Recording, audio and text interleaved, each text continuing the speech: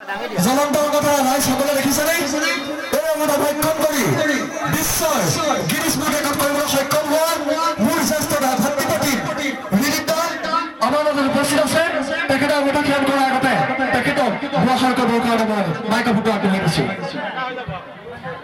নমস্কাৰ, মই জ্বলন্ত কথা ভক্ষণ কৰি মাজুলীৰ পৰা গিনিছ বুক এছিয়ান বুক আৰু ইণ্ডিয়া বুকৰ ৰেকৰ্ড কৰিবলৈ সক্ষম হৈছিলোঁ।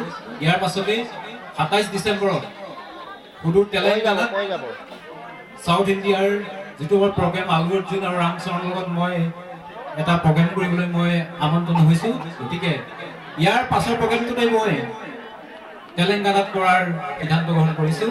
বৰ্তমান এতিয়া ইণ্ডিয়াছ গট টেলেণ্টত নেক্সট আকৌ মই চিলেকশ্যন হৈছোঁ। 2020 মই ফেব্ৰুৱাৰী মাহত মই মুম্বাইলৈ গিনিছ বুক ৰেকৰ্ডৰ পৰা ইণ্ডিয়াছ গট টেলেণ্টৰ কাৰণে মই যাবলৈ সুবিধা পাইছোঁ। ধন্যবাদ সকলো ৰাইজৰ, মাজুলীবাসীয়ে মোক আশীৰ্বাদ দিয়ক। অসম তথা ভাৰতবৰ্ষৰ হৈ এক মই গৌৰৱ কঢ়িয়াই আনিবলৈ সক্ষম হওঁ যেন।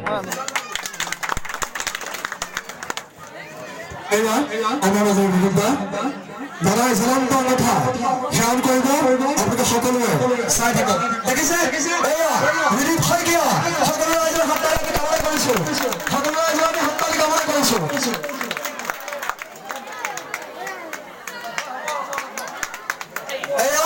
বিনীত শইকীয়াৰ ভৱিষ্যত উজ্জ্বল আমি কামনা কৰিছোঁ। সকলো লোকে আমি বিপুল হৈ কামনা কৰিছোঁ। বিনীত শইকীয়া জিন্দাবাদ, বিনীত শইকীয়া জিন্দাবাদ, জিন্দাবাদ, জিন্দাবাদ, বিনীত শইকীয়া জিন্দাবাদ, জিন্দাবাদ, জিন্দাবাদ, বিনীত শইকীয়া জিন্দাবাদ, জিন্দাবাদ, জিন্দাবাদ, মাজুলী বুৰঞ্জী বিনীত শইকীয়া জিন্দাবাদ, জিন্দাবাদ, জিন্দাবাদ, বিনীত শইকীয়া জিন্দাবাদ, জিন্দাবাদ, জিন্দাবাদ, বিনীত শইকীয়া জিন্দাবাদ, জিন্দাবাদ, জিন্দাবাদ। আমাৰ মাজত বিনীত শইকীয়া সকলোৱে বৰাবৰ, সকলোৱে আদৰৰ এয়া জ্বলন্ত কথা ৰীতিতা আগত ধ্যান কৰিব।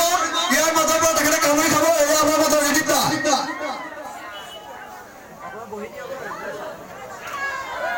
আপোনালোকে দেখিছে সকলোৱে বিপুল হৈ থাকে।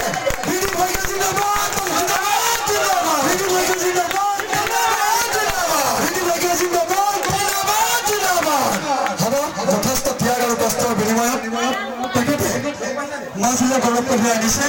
আমি তেখেতৰ ভৱিষ্যত দীৰ্ঘায়ু আমি কামনা কৰিছোঁ। তেখেতৰ হৈ